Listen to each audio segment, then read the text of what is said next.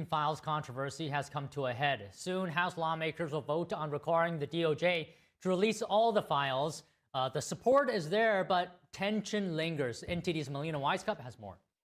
This bill before the House today was one that was forced to a vote by 218 lawmakers, mostly Democrats, but some Republicans, including ones like Congresswoman Marjorie Taylor Greene, Congresswoman Nancy Mace, and Congressman Thomas Massie. Now, Republican leadership has repeatedly said throughout all of this that they support maximum transparency in this case, but they want to be careful about how these files are released. Republican House Speaker Mike Johnson today doubling down on his position that this bill forced by discharge doesn't adequately protect the victims. Releasing information containing the names of innocent people would subject those innocent people to a guilt by association. It would create an entirely new group of victims who have no means to clear their names. That's a concern of Congress, and it should be. It should be. Number three, the discharge in its current form fails to prohibit the release of child sexual abuse materials. Nevertheless, he says that he expects most Republicans, including himself, to vote for support of this measure later today, but he's also pressing the Senate to make changes to it. The House Speaker referred to today's vote as a political show vote, asking the question, why didn't Democrats push for the same level of transparency during the Biden administration? President Trump says he supports having these files released while denying any wrongdoing. We have nothing to do with Epstein, the Democrats do. But no matter what we give, it's never enough. You know, with Kennedy, we gave everything and it wasn't enough. With Martin Luther King, we gave everything and it's never enough. We've already given, I believe the number is 50,000 pages, 50,000 pages. As this is very likely to get through the House tonight, it may stop there, as it may or may not be dealt with in the Senate. Reporting from Washington, D.C., Melina Weisskopf, NTD News. Former Harvard president and former Treasury Secretary Larry Summers has announced that he is stepping back from all public commitments. Here's more. In a statement released yesterday to the Harvard Crimson, the former Harvard president and former Treasury Secretary Larry Summers said he needs time to rebuild trust and repair relationships. The announcement comes days after the House Oversight Committee released more than 7 years of private messages between Summers and convicted sex offender Jeffrey Epstein. The documents show the two remained in contact up until July 5th, 2019, just one day before Epstein's arrest. Summers told the Crimson he's deeply ashamed and accepts full responsibility for continuing the relationship. Since the revelations, he's resigned from Yale's Budget Lab and ended his fellowship at the think tank Center for American Progress. The Crimson reports that Summers remains a paid columnist at Bloomberg and a board member of OpenAI. Summers' spokesperson told the paper he will continue teaching at Harvard. His move comes as Senator Elizabeth Warren urges Harvard to cut ties with him entirely. The Justice Department has launched an investigation into Epstein's connections with Summers and other prominent figures. The House is voting for the release of the Epstein files. Let's take a look at that. Eager to get back to our urgent legislative work that we promised the American people we would do. We've got to continue lowering the cost of health care. We've got to bring down prices for American families, and we've got to finish the regular appropriations process, just to name a few of those priorities.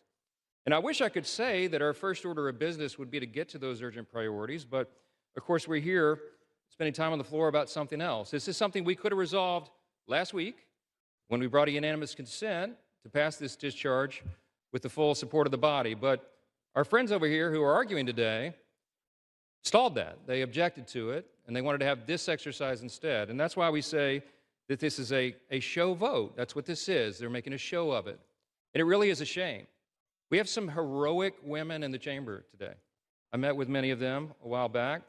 They're in the gallery here. They have come forward. They have shown their faces. They've used their names to share the unspeakable tragedies that many of them were subjected to, some of them when they were very young. And it is a heroic service to the country. They are seeking justice, and the justice has been delayed for too long. The Department of Justice, many years ago, should have brought these charges. It took too long to do it. And now we're in this process of making sure all the American people get the information, but we have to do it in the right way, After 4 years of Democrat control under President Biden, they were not truthful with us about a lot of things. The Democrats insisted the border was secure. We knew it wasn't. They insisted that inflation was transitory. We knew it wouldn't be. They misled the American people about the obvious mental and physical decline of the previous commander-in-chief. And now those same Democrats are demanding transparency. Suddenly, transparency is their new word.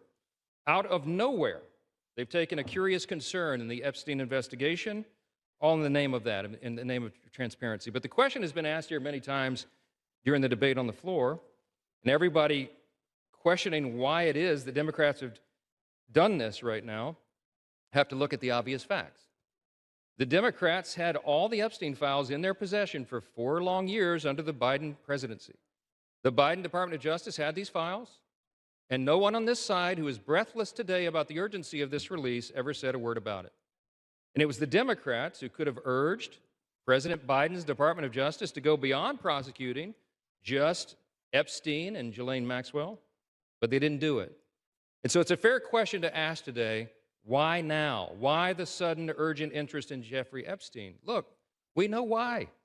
It's because the Democrats were never interested in transparency or executing justice or protecting the victims of this unspeakable tragedy before. The simple truth is obvious for everybody to see. This is a political exercise for Democrats, and it pains me to say it. I wish that was not the truth, but it is, and it's undeniable. This is as deceitful and dishonest as their pointless stunt was to shut the government down. Democrats are using the Epstein tragedy, the unspeakable evils that this guy committed with his trafficking ring and all of the abuses that they made these young women go through. They're using that as a political weapon to try to distract from their failures as a party and to try their best to try to tie President Trump somehow into this wretched scandal. The president had nothing to do with it. He's been very clear, and he has nothing to hide, and that's why he's endorsed the vote today. I suspect this vote will be probably unanimous. But here's the important point that everybody needs to understand.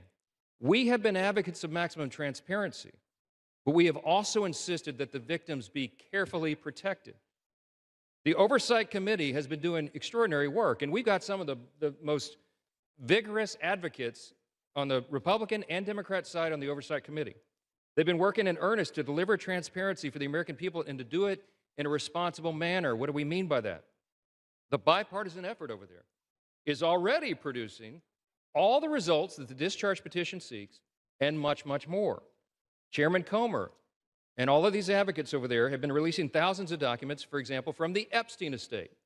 By the way, in my view, that's been the greatest treasure trove of information because it's yielded for us Epstein's own personal flight logs, his financial records, his daily calendars, and so much more. But importantly, none of that was addressed or is addressed in the legislation that's being voted on today. The estate files wouldn't even have been encompassed in that.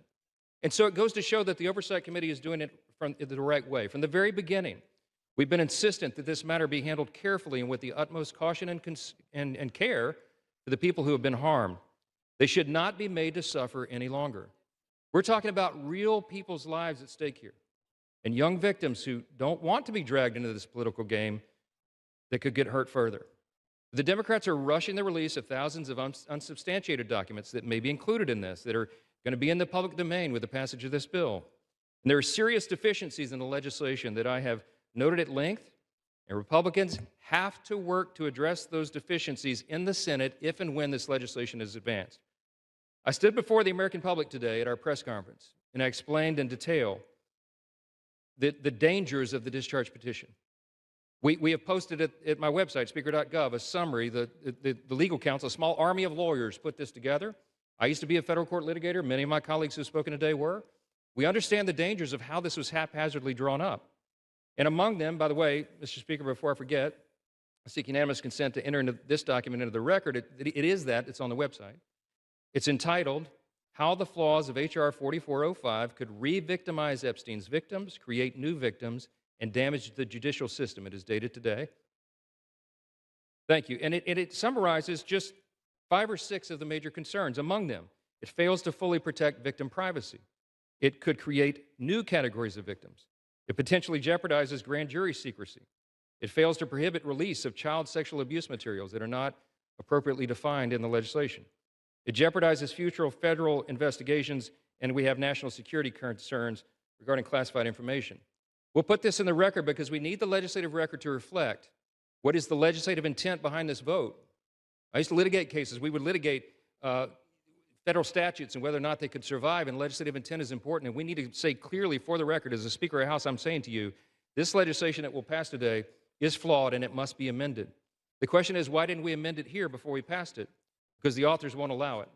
Because under the rules of the House, under a discharge petition, they have to agree to consent for the legislation to be amended, and they're not doing that. So now we rely upon our partners in the other chamber to get that done, and they need to do that. The victims deserve our utmost respect. In fact, they should be saluted for their courage. And the young women who have not come forward, who are now, some of them are middle-aged women who have not come forward, also deserve our respect, and they deserve to be protected. Republicans support transparency. We want maximum transparency, especially when it comes to disclosing the names of anybody who had anything to do with these evils, anybody who conspired with or aided in any way Jeffrey Epstein. They must be brought to justice.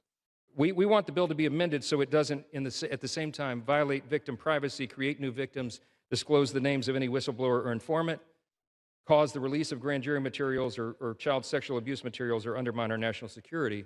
And if and when the Senate takes this up, we will work with our colleagues over there to make sure that these things are corrected.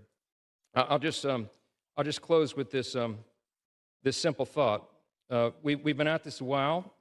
It's drug on for a while, but it's time for this to come to light.